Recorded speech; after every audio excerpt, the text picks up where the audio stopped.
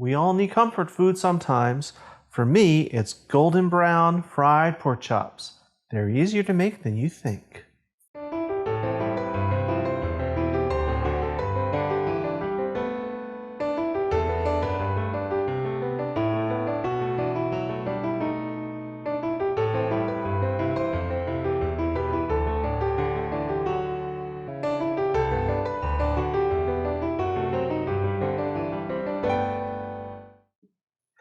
Hi everyone, welcome to today's episode of Let's Celebrate TV. I'm your host, Peter Lee.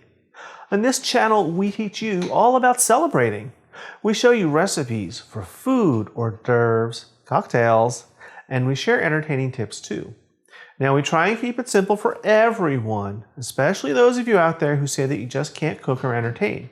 Because we know you really can. So if you like this episode, hit that subscribe button, hit the like button, and watch a new episode every single week. Today's celebration is all about comfort food. And for me, when I need comfort food, I immediately go to pan-fried pork chops. So let's get started. I have here 4 lovely center-cut bone-in pork chops. You can find these in your grocery store. If you don't like the meat on the bone, you can use the boneless. That's absolutely fine. This whole setup here is my dredging station for breading. So there's a little bit of a process to it, and let me explain the parts. In this dish, I have 4 eggs that I beat up with a fork with a splash of buttermilk, a generous splash. And what the buttermilk will do is it will add a nice tang to it, and it'll tenderize the pork a little bit. In this dish, I have some plain breadcrumbs. I'm just going to add in a couple teaspoons or tablespoons of sage, and we're just going to mix that up. This is just dried sage. You could use poultry seasoning if you wanted. This is just to give it a little more oomph, and I find sage goes very well with pork. Okay, first step, we want to season the meat. Salt and pepper, and we want to season them because the breadcrumb has flavor, but we also want the meat to have flavor too. Sprinkling of pepper, just little. I'm going to do both sides, as always, because they have 2 sides. And yes, note, this is not my normal salt container because I knew I'd be dipping my little porky fingers into it. So this will be discarded afterwards. All right, a little bit of pepper. There we go. Now, a lot of people, when they bread and fry things, they start out with flour. And chicken, oftentimes, they'll do it in flour first, dredge it, and then put it in a batter because the flour helps the batter stick to the chicken. We're not doing that today. We're doing something a little similar. We're going to do dry, wet, dry. So first the breadcrumbs. This will work just like the flour. It just adds more of that flavor and more of that crunch. So just quick dip. You can use your hands, you can use tongs, whatever you're comfortable with. Then into our egg mixture. Just quick dip. Pretty simple. Let that drip off. And then right back into the breadcrumbs. Now, you have a nice coating on here. I like doing this in a pie dish. You could do it in a roasting pan, whatever you have. Now, right back in the pan. You will note this pan is a sheet pan with a rack in it. That's going to help the chops stay dry. And after we fry them, it'll help them drain. All right, same thing. Dry, wet, dry.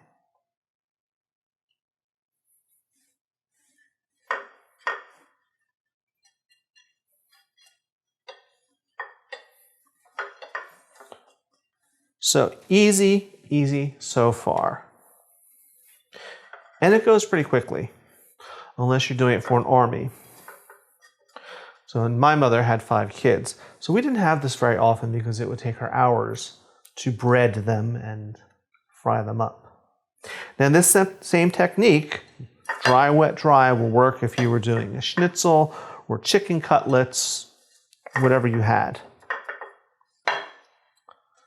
One more, and you see it goes pretty quickly.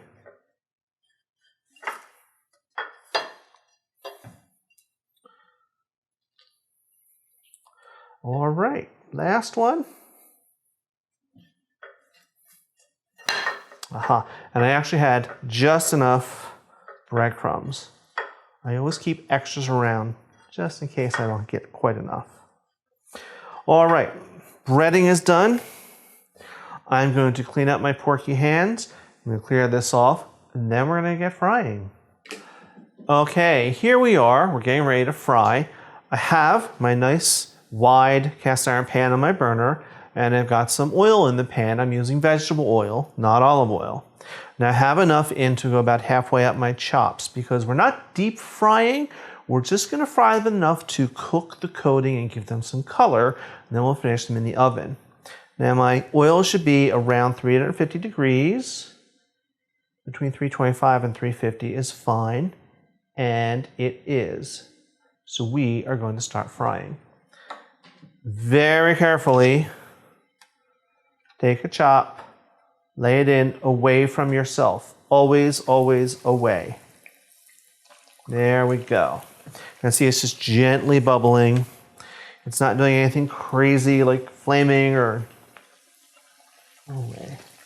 Now I'm only doing 2 at a time because we don't want to crowd the pan too much.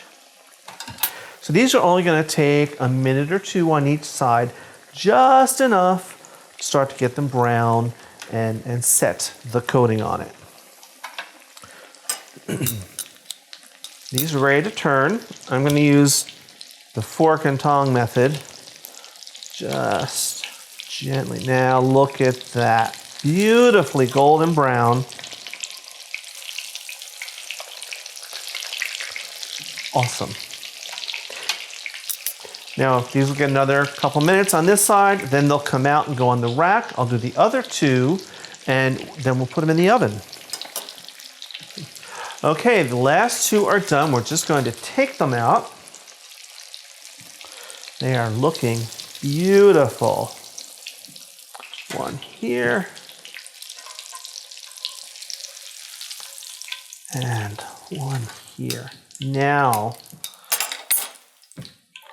look how glorious that they really are. All right, now they're ready for the oven. These are going to go to a 325 degree oven for about 15 to 20 minutes or until you reach 140 degrees internal temperature. No higher. That will get them cooked. So off to the oven.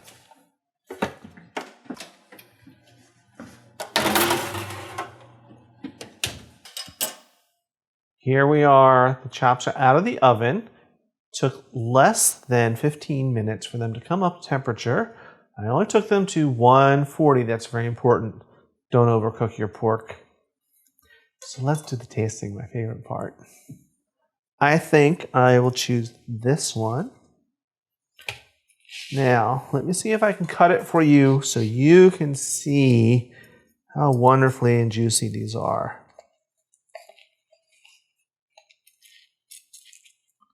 Ooh, look at that.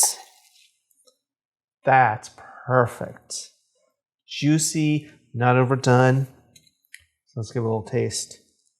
Things I do for you.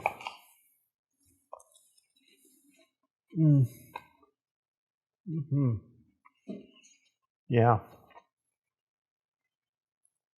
That is so comforting. That chop is tender and moist. There's a little tang from the buttermilk, and of course the coating gives it that crunch, and it's just warm and unctuous and delicious. Now a little wine because that's also comforting. That's good stuff. So guys, that's our recipe for today. Fried pork chops. I hope that you'll make them when you need comfort food. Now, as always, we'll have the recipe up on the comment section of YouTube. And keep following us on YouTube and Facebook and sending us messages and pictures and everything else. We love to hear from you. So we will see you again next Tuesday at 7 o'clock, because you're always all invited to come on over and let's celebrate. Cheers.